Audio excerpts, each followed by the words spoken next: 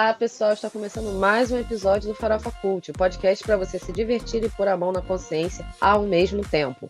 Nesse episódio, nós vamos conversar sobre a febre das produções sobre crimes famosos e o novo reality show da Record. Já a nossa pauta de política é sobre o esquema de fraude na carteira de vacinação do Bolsonaro e sua filha Laura. Eu sou Michelle Ezaquiel e vou comandar nosso papo junto com os meus amigos farofeiros. Oi, gente, aqui é a Joana. Assistam Rainha Charlotte na Netflix. Muito bom, muito bom. Fez burburinho, isso aí tá fazendo burburinho. Oi, gente, aqui é Matheus Vinícius e eu tô vivendo pra ver Beyoncé cantando Hit It. Toda vez que passa nos meus reels, eu paro pra assistir. E você balança os peitos, Matheus? Gente, mas e a comparação também. Os memes são maravilhosos, né? A comparação da Beyoncé com a Mulher Filé é maravilhoso. Muito bom, muito bom. Oi, gente, bom dia, boa tarde, boa noite. Meu nome é Lucas Soares e, enfim, Succession, a cada semana que passa nessa reta final, ela se consolida como uma das maiores séries de todos os tempos. É isso, apenas isso. E nada mais do que isso. Antes de começarmos o nosso papo, quero convidar vocês para seguir a gente no Instagram, @farofacult.pod. Nós também estamos presentes em todas as plataformas de áudio e no YouTube. Então, não deixe de se inscrever para receber notificação sempre que um novo episódio for ao ar. Na semana passada foi ao ar o programa Linha Direta na Globo. Se você viveu os anos 2000, provavelmente está familiarizado com a atração, ou pelo menos já ouviu falar. O Linha Direta é uma série documental com conteúdo investigativo que traz entrevistas e simulações sobre crimes que chocaram o país. O primeiro episódio, depois da volta, foi sobre o caso Eloá, uma adolescente morta após ser mantida 5 dias em cárcere privado pelo ex-namorado. O Linha Direta fez muito sucesso nos anos 2000 e volta agora em 2023, numa época em que filmes e séries sobre true crime estão em alta. Nos últimos anos, o interesse do público por produções que abordam casos criminosos reais aumentou muito, tanto na gringa quanto no Brasil.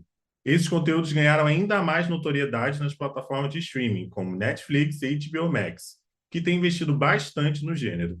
Além do audiovisual, os podcasts sobre crimes reais viraram uma febre.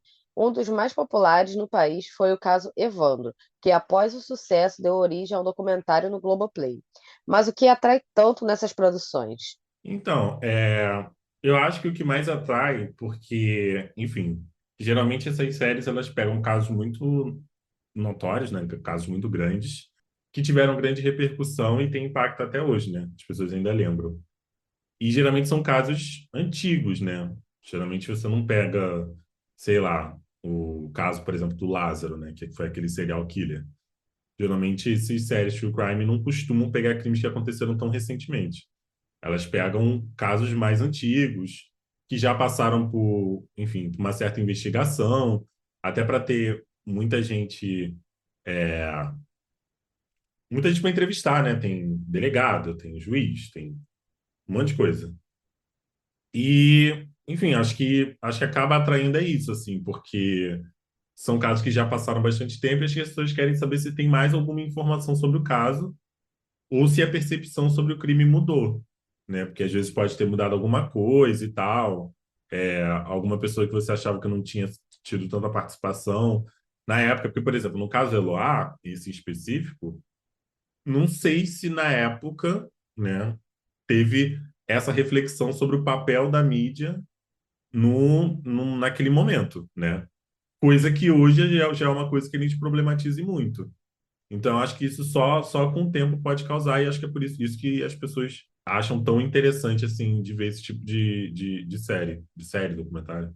Acho que o que o Soares falou, inclusive, é até uma das regras do modus operandi, que é não falar de casos muito recentes, né? Porque às vezes acontece um crime muito extraordinário, no sentido extraordinário de muito atípico no país, e aí as pessoas cobram muito elas, né, para poder elas fazerem a cobertura daquilo, né? Explicar o que aconteceu. Sendo que não dá para quando tem uma proximidade muito grande com o crime, né? Você não consegue você não tem todas as informações sobre o caso e todos os pontos críticos sobre o caso, né? E aí, geralmente, elas trazem temas mais antigos. E, geralmente, eu me atrai pelos crimes quando eu ouço o modus operandi, eu procuro esses episódios que falam sobre coisas do Brasil e coisas que marcaram realmente, enquanto que são coisas que são contadas, muito, né? Então, casos emblemáticos, ou casos que eu ouvi, só que a gente era criança, né? Então a gente não sabia com tanta profundidade, né?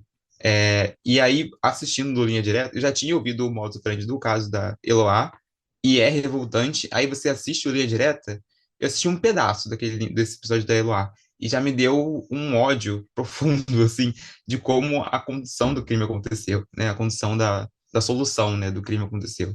E eu acho que é isso que serve muito ajuda muito é, nessas coisas sobre true crime, né? Você meio que faz uma crítica sobre como as coisas aconteceram naquela época, né? Então acho que isso que meio que atrai pelo choque, né? Pela coisa extraordinária, mas também atrai por esse senso crítico que eu acredito que todas as obras de true crime deveriam ter, né? Você deveria se pautar na crítica ao modo como as coisas aconteceram. Eu gosto muito desse tipo de conteúdo. Eu só fico preocupada com a reação de algumas pessoas, assim, né? Digo, com a galera que tem uma cabeça meio fora do lugar. Se elas romantizam muito esses crimes, assim, acabam, sei lá, querendo fazer a mesma coisa. Mas eu acho também que a gente não pode deixar de contar essas histórias pensando que vai ter um doido que vai fazer igual, sabe? Mas, assim, como uma pessoa que, assim, como jornalista, né, eu gosto muito de ver, assim, séries documentais e tal sobre esses assuntos, assim. Para mim, eles são bem fascinantes, de verdade, assim, eu adoro. E eu acho que as pessoas gostam também pela questão da curiosidade, né? E não deixa de ser também uma narrativa, assim, interessante. Ai, essa palavra interessante é meio feia, assim, porque às vezes são coisas bem pesadas, né? Mas, assim, não deixa de ser uma narrativa que instiga, sabe? Então, eu acho que essa é a fascinação das pessoas. Essa febre, assim, é muito pela maneira como esses crimes, né? Esses episódios, eles são muito instigantes, assim, todo o processo de investigação. Um podcast, né, específico que eu fiquei muito envolvido assistindo, ou assistindo não, né, ouvindo, o podcast que conta a história sobre o assassinato, né, da Ângela Diniz, né, pelo ex-marido ou atual marido, algo assim, né? E aí vai além só do crime, né? Do caso de feminicídio, que na época provavelmente nem era considerado, quer dizer, na época não tinha nem esse nome para esse tipo de crime, né? E vai indo, né? Falando dos protestos que aconteceram na época, fala sobre cada personagem envolvido. Então acho que tem um conteúdo ali, né? Que vai além só de acompanhar o que aconteceu, né? No o crime por si só e vai para a escala jurídica, para a escala é, das colunas sociais, vai para todas as partes possíveis de contar a história. Então, eu me envolvi muito com esse Praia dos Ossos e mais recentemente, né, foi o surto do True Crime ali, do fim de pandemia, né, que é o Mulher na Casa Abandonada, que não fala necessariamente sobre é, morte, assassinato, né? Fala sobre esse caso da casa abandonada ali num bairro mais rico de São Paulo, só que envolve casos de cárcere privado, de escravidão moderna, né? Enfim, é um caso muito crítico que vai escalando, e ali teve muito essa pauta crítica sobre se o true crime é espetacularização de algum crime ou se é algo que traga consciência, assim. Então, acho que foi meio que uma época que estourou a discussão sobre true crime, né? Enquanto já se via muito crescente, né? Eu acho que foi um momento ali que pessoas realmente pararam para debater o que seria é, essa parte do true crime. Falando agora, voltando aí para Linha Direta, eu ainda não tive muita coragem de ver, eu vi a repercussão, né, do primeiro episódio e tudo, mas não tive coragem de rever, porque, sei lá, eu acho que como é um crime, querendo ou não, mais recente, né, tipo, foi em 2008, foi quando? Esqueci quando é que foi o Acho que é crime 11, com né? a Eloá, 2011? Acho que é, algo assim. Vamos ver aqui. Eu tinha É... medo do Linha Direta na primeira versão. Exato, não, eu tinha total pavor, gente, é assim, medo mesmo. Tanto é que quando eu vi que ia voltar, eu falei, meu Deus, eu não vi, eu saía da sala, assim, não tinha condições pra mim. E eu acho que como é um crime assim mais recente, querendo ou não, a gente tem uma lembrança, né? Não nitidamente, né? Porque a gente ainda era muito novinho, mas a gente tem uma lembrança do que rolou, de como foi. E sei lá, eu acho que me toca de uma forma. Foi 2008 mesmo. É, me pega um pouco, sabe? Eu não consigo. Acho estranho assistir. E aí, já falando, né, do podcast da Mulher da Casa Abandonada, esse eu já ouvi todo o podcast, acompanhei todo, acompanhei depois a repercussão que ele fez, tipo um especial, né, falando um pouco ali de como é que foi a gravação daquilo tudo, como é que foi é, fazer um projeto tão grande, né, porque é um projeto muito grande, que ele foi para os Estados Unidos atrás da história, da mulher que foi escravizada, enfim. É, Ali eu ouvi que assim, era uma história que eu não conhecia, né? Era uma história para mim desconhecida, mesmo sendo uma história muito cruel também. É, Podemos dizer que, querendo ou não, a vítima conseguiu sair daquela situação e tudo, então acho que já traz um pouco, já é uma história que você já tem mais um pouco de alívio, que não é um final triste, né? Como foi no caso da Eloá. Mas também eu acho muito importante, agora falando para além do pessoal, né? Acho muito importante a gente tratar desses casos, porque por mais que gere esse medo, né, das pessoas doidas verem e quererem reproduzir isso, eu acho importante como reflexão, né? A gente estudou jornalismo, a gente sabe da força que o jornalismo tem, e no caso da Eloá, a gente viu que o jornalismo foi completamente falho, né? É, é, foi, ele se intrometeu de uma forma que conseguiu, que atrapalhou de fato, né, as negociações para que o final da história não fosse o que a gente teve, né? Com a Eloá sendo morta. Então, eu acho importante a gente revisitar essas histórias para poder que a gente não cometa os mesmos erros do passado, né? Eu acho que a polícia teve seus erros e o jornalismo também teve muito erro, né? E, e tem determinados momentos da nossa profissão que não dá para ter erro, né? Que é a vida de uma pessoa ali que está em jogo, né? Não dá para você pedir tchauzinho do assassino. Então, acho complicado, acho importante, mas eu mesma eu fico um pouco assim de ver quando já é uma história que eu conheço, que eu sei que o final é meio, sabe, foda, eu fico um pouco receosa de ver, e eu também acho que eu ainda trago um pouco do meu trauma de infância com Linha Direta, devo dizer, porque tinha muito medo desse programa, gente, tinha mesmo, tinha muito medo, não sei se vocês também tinham, Matheus já falou que tinha, não sei, Joana e Soares, mas eu tinha muito medo. Eu acho também tinha o problema do passado ter lenda urbana. E aí cagava tudo, né? Porque não era só os crimes de reais, tinha lenda urbana também. Olha, era caótico. Nossa, lenda urbana era terrível Nossa, aquilo. gente, Deus me livre. tinha de alienígena, tinha tudo de que você imaginava no Linha Direta do passado, cara.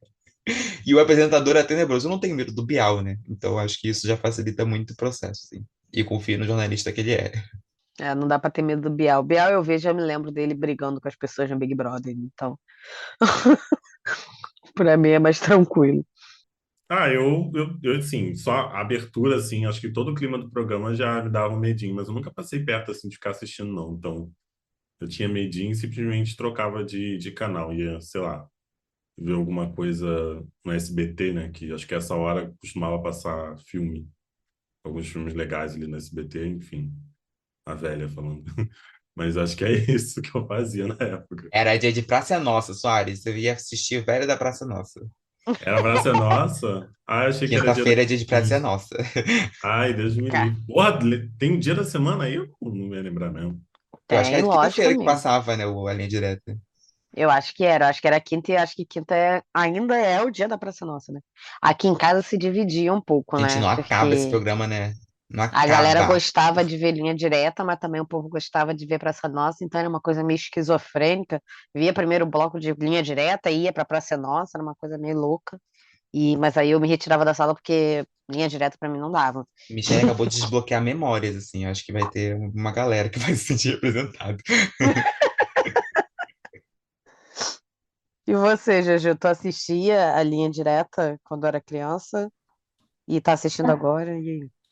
Eu tinha medo quando eu era criança. Não sei explicar por quê, mas eu tinha medo. Eu lembro muito do cara, do apresentador. Eu lembro Amiga, quando ele como que você não falava. sabe explicar o porquê? Só dele, quando ele começava a anunciar, só aquela É, musiquinha do Linha Direta já era apavorante.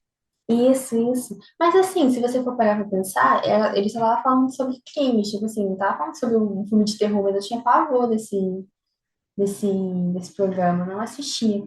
Aí eu assisti com a minha mãe no Globoplay, até esse final de semana, no caso da Eloá, né? E pretendo até assistir os outros, assim. Vou ver também se depois eu assisto alguns episódios antigos. Mas eu acho que a gente que foi criança nos anos 2000 tem muito esse imaginário, né? Da linha direta e do medo, da musiquinha, da voz do cara. Eu lembro muito da voz dele. Tanto que quando eu assisti o primeiro episódio da Eloá, do Globoplay, eles fizeram meio que uma retrospectiva, né? Aí eu lembrei, assim, dele. Se o senhor fosse um pouquinho mais educado e menos mimado, o senhor teria respeito pelo que eu estou falando. Eu não estou acima da justiça. Se eu não acreditasse na justiça, eu não tinha feito partido político. Eu tinha proposto uma revolução nesse país. Que Deus tenha misericórdia dessa nação.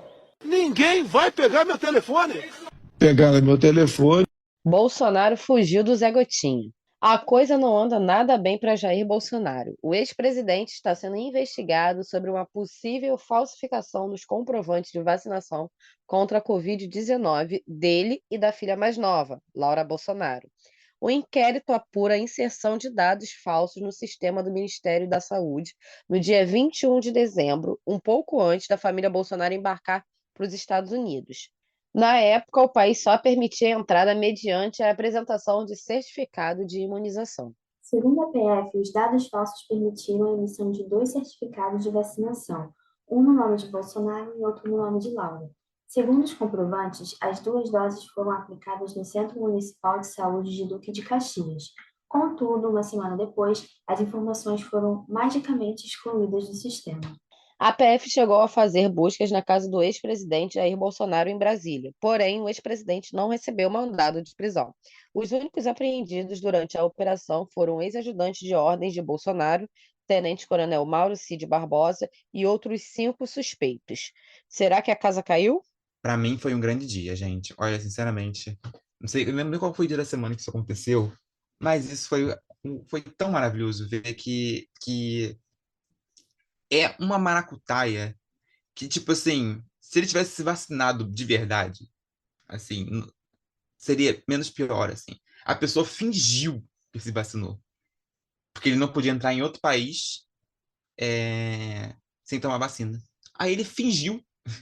Não só fingiu, como o esquema é um absurdo, porque teoricamente ele se vacinou em a primeira entrada foi como se ele tivesse vacinado em Goiás, só que o lote da vacina era uma vacina que estaria sendo dada em Duque de Caxias, que é aqui perto do Rio de Janeiro, aqui perto que é no Rio de Janeiro, né? E aí, gente, caótico, assim. Numa data que ele não estava aqui, né? Comprovadamente, numa data que ele não estava aqui. E se eu não, mentira, ele estava aqui, só que ele estava em outro lugar que não aquele da vacinação, assim. E nada se justifica. É, se ele fosse se vacinar de verdade, ele poderia se vacinar no próprio Palácio do Planalto, né, lá em Brasília, onde ele residia enquanto presidente, ou na Barra da Tijuca, que é onde ele mora enquanto pessoa física, né? E não em Caxias. Vacinar em Caxias ou em Goiás não faz nenhum sentido, em relação a ele, assim. E as defesas eram as coisas mais. As defesas que tiveram depois são as coisas mais bizarras, assim. A Michelle Bolsonaro tentando defender o marido foi o maior tiro no pé que talvez tenha existido durante esse mandato. Então, gente, tipo assim, é tão de baixo nível, assim, que chega a ser pavoroso, assim. Era mais fácil acreditar que ele se vacinou escondido do que ele realmente ter fingido uma vacinação. Cara, toda essa enrolação era só ele ter que tomar vacina. E para você ver, né? A vacina vem de um lote de Duque de Caxias. Agora você imagine Bolsonaro indo para Duque de Caxias para tomar vacina. É uma coisa que não faz nenhum sentido. E uma coisa que me preocupa muito também é essa menina, né, gente? A menina que com 12 anos, como é que essa menina ainda está matriculada na escola se ela não tomou vacina, sendo que as escolas estão exigindo vacinação? Aí, que tipo de Ela Tá tá pai é fingida, esse? né? com Ela, teoricamente, ela se o vacinou, cartão né? falsificado, né, amigo? É. Mas o cartão foi falsificado. O cartão foi falsificado em dezembro, né? Tipo, sei lá, antes de dezembro de 2022, ela estava na escola sem tomar vacina? Enfim, não sei, né? Tem uma entrevista dele dizendo que o médico dela falou para ela não tomar vacina. Não sei que médico é esse que manda uma menina adolescente de 12 anos não tomar vacina.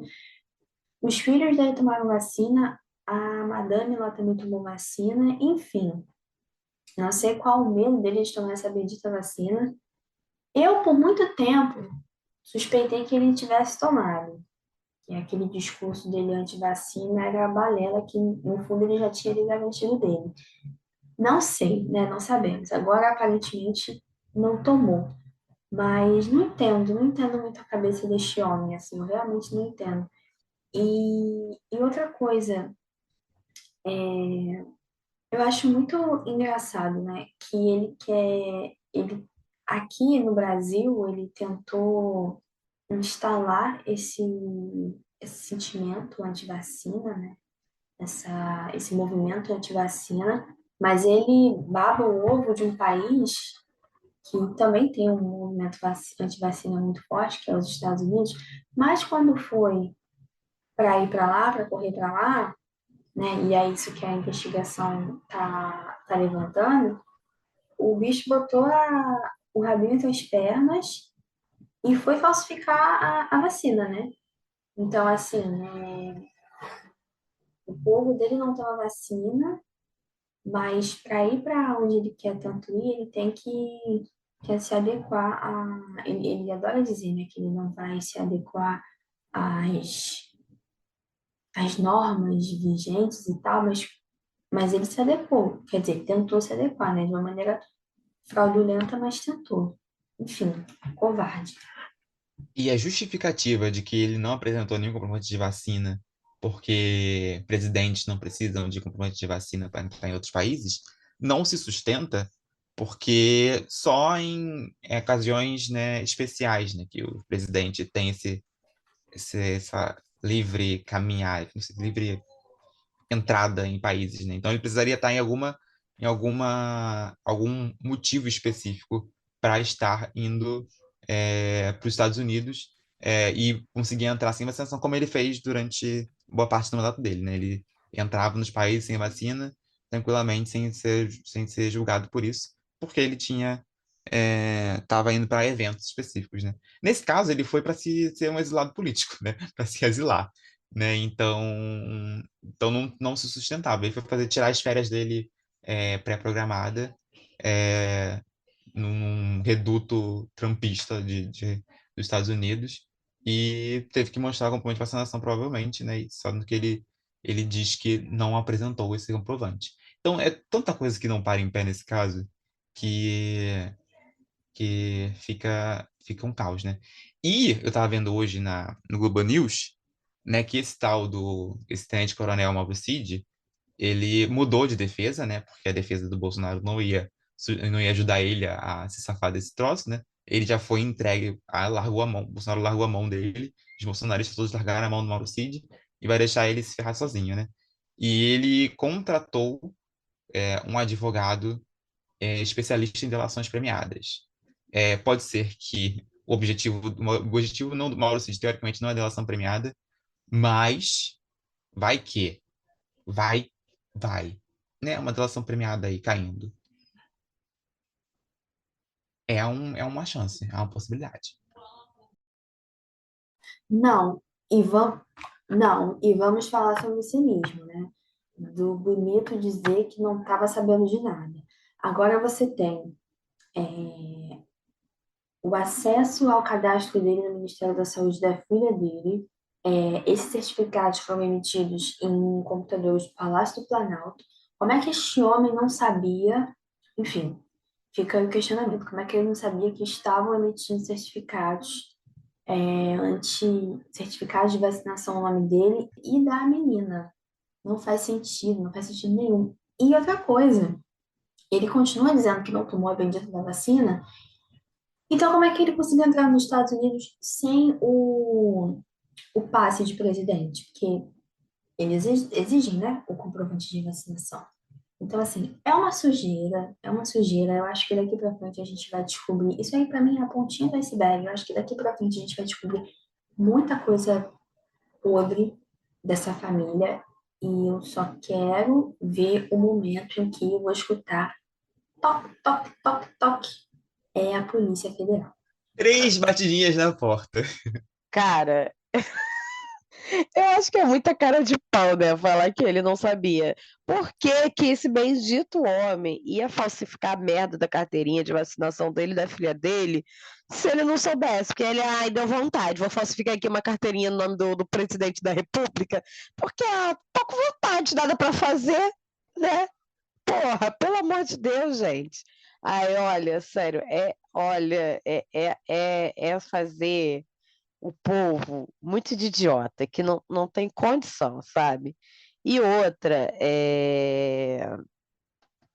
foi o que a Joana falou, né? Se ele segue dizendo que não se vacinou, como que ele entrou num país que exigia vacinação, né? Tipo, mano, tudo bem que falava que por ser presidente não precisava, etc e tal. Mas, cara, é uma mentirada que vai uma coisa se enrolando na outra e que tá virando uma bola de neve e tá sendo muito prazeroso de ver essa bola de neve, que a gente tá vendo que ele tá se enrolando cada vez mais. E para mim, nada melhor do que esse dia pudesse nos presentear. Foi aquele meme dele falando que ninguém ia pegar o celular dele e depois ele abrindo uma live falando que pegaram o meu celular, entendeu? Então foi um dia prazeroso demais, entendeu? E assim, eu vejo como o início do fim, o início da queda desse homem, porque a gente ainda vai ver que tem muito pano para manga aí para se desenrolar nos próximos capítulos dessas investigações do que ele fez ou deixou de fazer no governo dele. É nessa hora que tem que entrar o Dallagnol com aquele quadro de todas as setas apontando pro Bolsonaro.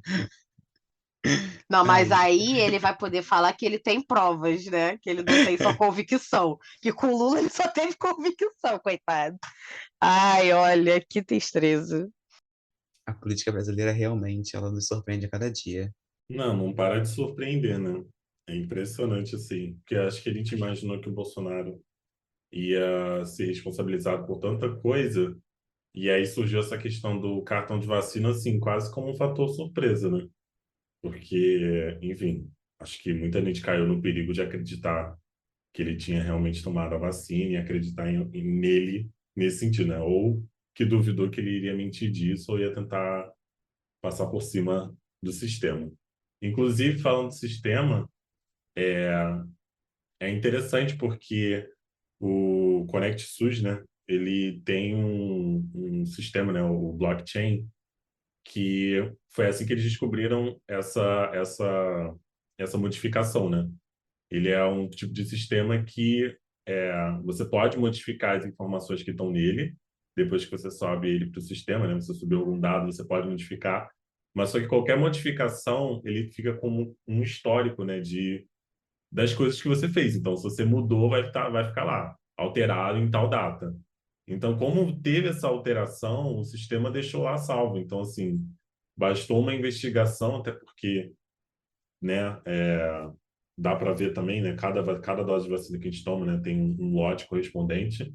Então, assim, realmente não tinha como ele não saber, né? Quem quisesse ir atrás e achar a modificação que ele fez no sistema para ele fingir que ele tinha realmente tomado a vacina, né? Envolvendo ainda a filha dele.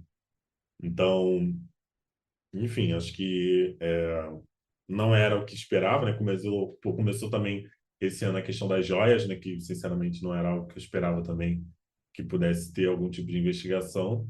E aí a gente fica pensando, caramba, se tá dando ruim para ele nessas coisas, imagina quando começar a ir para as coisas que ele realmente achou que ele ia ser incriminado, né? Acho que a lista de crimes aí não vai faltar. Já tem gente fazendo um bolão, né, de que o Bolsonaro vai estar preso até o fim desse ano. Estamos aí nessa expectativa, né? Vamos ver se vem aí, porque já não falta motivo para isso. Eu passei 4 anos querendo que ele fosse preso, então a gente tem mais um aninho aí pra gente de chance. Eu acho que esse caso, especificamente, esses dois casos, eu acho, mostram que se o funcionamento público quiser funcionar, ele funciona, né? A Conect SUS é uma ótima plataforma. A PF, quando ela quer trabalhar, ela trabalha com excelência. Então, acho que esses dois casos, eles mostram é, que as coisas podem funcionar quando elas querem funcionar e funcionam com qualidade, assim, né? Todo mundo elogiou os especialistas, as próprias seguranças elogiou muito a atuação da PF nesse caso da fraude da vacinação. Então, acho que é uma prova de que tudo pode dar certo, assim, né? As coisas, quando elas são para funcionar, elas funcionam. Se as pessoas querem trabalhar de verdade, elas conseguem fazer o trabalho com decência, assim. Até porque o Bolsonaro, na época em que ele governou, ele tentou muito é, é, tomar poder sobre alguns órgãos, né? Principalmente a Polícia Federal, as polícias, né? Ele queria muito controlar, né? Então, acho que com a saída do Bolsonaro desse controle, as coisas ficam mais fáceis, assim, de serem investigadas. E da Joia é uma pataquada, né? O caso da Joia é uma pataquada, gente. Sinceramente, quem pensa em trazer aquele quantidade toda de joia numa mala de viagem, assim, na mala de mão, né, para não passar na alfândega e tal, e passar na alfândega e mandar gente para poder buscar a joia porque tava travada na alfândega. Gente, é absurdo, assim, absurdo. Ainda há esperanças para o reality show na TV aberta. Depois do flop do BBB 23, o entretenimento brasileiro estava nas mãos da Record. Enquanto a Fazenda não estreia, a emissora lançou A Grande Conquista, apresentado por Mariana Rios. Mas o programa não empolgou, não, e a audiência anda capengando. Alô, alô, alô, vocês sabem quem sou eu? Vamos fazendo. Chama que eu vou. Enfim, quem mandou jogar nossas esperanças nas mãos do Bispo Macedo? Com tantos realities fracassando na audiência da TV brasileira, fica o questionamento. Será que a fórmula está batida? Gente, a ideia de colocar 80 sub-celebridades dentro de uma casa, de uma vila, de uma casa, sei lá como é que funciona, de uma vila, é uma coisa incrível, assim. A ideia já é para entregar uma grandíssima farofa para a população brasileira, assim. Com barracos que já acontecem em 2 dias de episódio, 2 dias de reality. Eu acho bom ter a ousadia para criar um reality novo, assim, do zero, né? Geralmente a Globo ou a Band, assim, eles pegam, a SBT também, eles pegam algum modelo de fora e traz para as emissoras e não inventa algo do zero, né? O BBB, por exemplo, mesmo, não é um modelo nosso. MasterChef também não é um modelo nosso, enfim, No Limite também não é um modelo nosso. São, são requentados, né? E aí, eu acho que vale a pena a ousadia que rolou para construir essa grande conquista. Só falta mesmo participante interessante, né? Não sei. Eu acho estranho, mas é o modelo Record, né? Record, a Fazenda mesmo já é a Record pega o elenco dela montando subcelebridades, aí junta com uns ex-maridos, ex-esposas, é, ex-namorados, ex-realities, e aí constrói um elenco da Fazenda. Então, a Grande Conquista parece uma Fazenda quadruplicada, assim, de cara. Eu tenho para mim que um dos maiores segredos para o sucesso de um reality show Claro, né? Além da dinâmica e tal, é muito o elenco. Então não dá pra você ter um reality show bem sucedido quando você tem um elenco com carisma de uma porta, sabe? Então, acho que talvez esse seja um dos principais motivos, assim, que muitos reality shows de TV aberta dão essa fraquejada, porque, eles acabam, por exemplo, esses reality shows que são os famosos, né? Eles sempre chamam as mesmas figurinhas carimbadas, então é meio que um ciclo, né? A pessoa participa do Big Brother e ganha fama, aí do Big Brother vai pra Fazenda, aí se tiver um casal, vai pro Power Couple, aí, tipo assim, sabe? Acaba sempre sendo as mesmas pessoas. E é uma galera que não tem carisma, que ficou famoso, tem muitos seguidores, não sei por quê. Aí chega na hora do vamos ver, não entrega. Então eu acho que se fosse um elenco carismático, até um programa mais meia tigela, com um elenco carismático, vai longe. Com um elenco porta, não rola. A quantidade de ex-BBBs que tem nessa conquista é impressionante. E eu acho que, principalmente isso aí, falou dos ex-BBBs, é como um reality acaba se reciclando do outro, né? O cara passa a ter quase um currículo, né? Igual o Bill, né? Ex-Fazenda, ex-BBB, aí entra no de férias com ex, aí vira um ex de férias com ex. É quase vai acrescentando um currículo aí, que é aquela pessoa dos realities, né? A pessoa só faz isso, participante de reality. Se tivesse como assinar a carteira, tava ali escrito, participante de reality. Porque a pessoa fica rodando vários reality. E toda hora surge um monte, né? Por exemplo, a Record tem Power Couple, Ilha Record, Fazenda, aí tem agora a Grande Conquista. Gente, Tem os de caramba, música também, né? Tem um The Voice deles também. nossa, tem o Canta Comigo e o Canta Comigo Kids. Gente, agora que eu fui parar pra pensar, é muito reality. Socorro! E acho que O vem Carelli tava muito. querendo brigar com o Boninho. Carelli e Boninho dominando o entretenimento brasileiro. Gente, para você ver, né? E acho que isso vem muito por causa dos patrocínios, né? Porque você atrair patrocínio para um reality deve ser muito fácil, assim. Porque é um programa muito dinâmico, né? Toda hora tem alguém saindo, toda hora tem alguém entrando. As redes sociais sempre estão ali com alguém comentando essas coisas, assim, se o reality dá certo, né? Então, acho que atrai muito patrocinador, né? Quando tem a prova de alguma coisa, todo mundo vai olhar essa prova. Ou seja, as pessoas sabem que essa marca vai estar em evidência.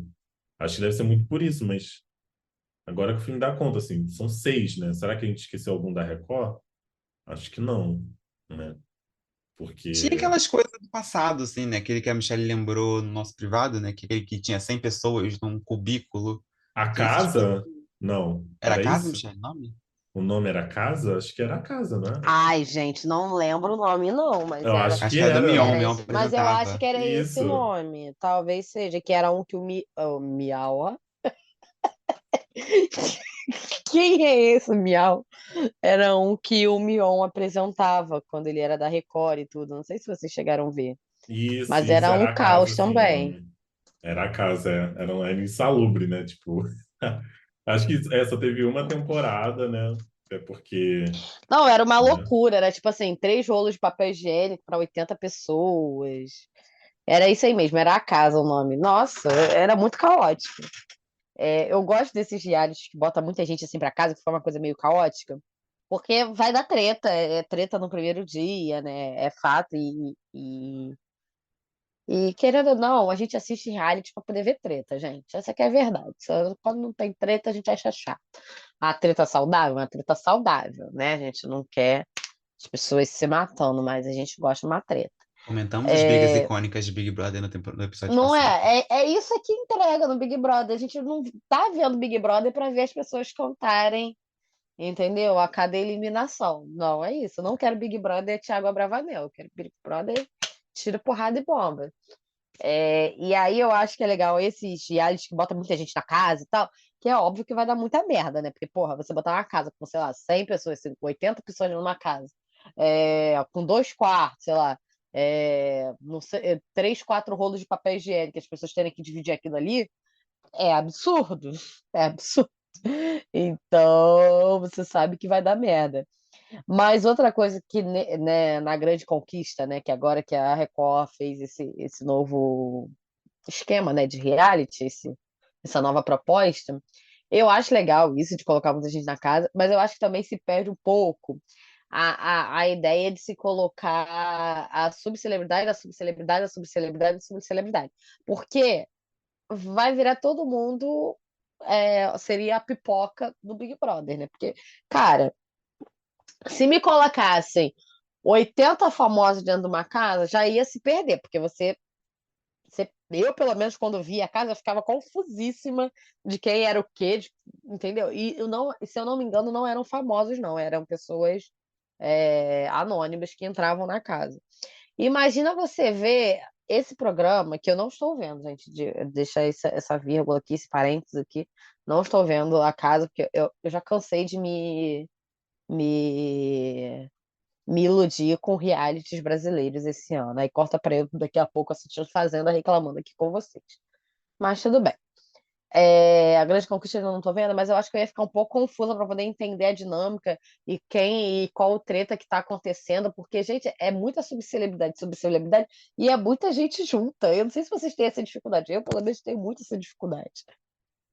Eu sou aquela pessoa que vou gravar o nome do personagem de uma série quando já tá no último episódio da temporada.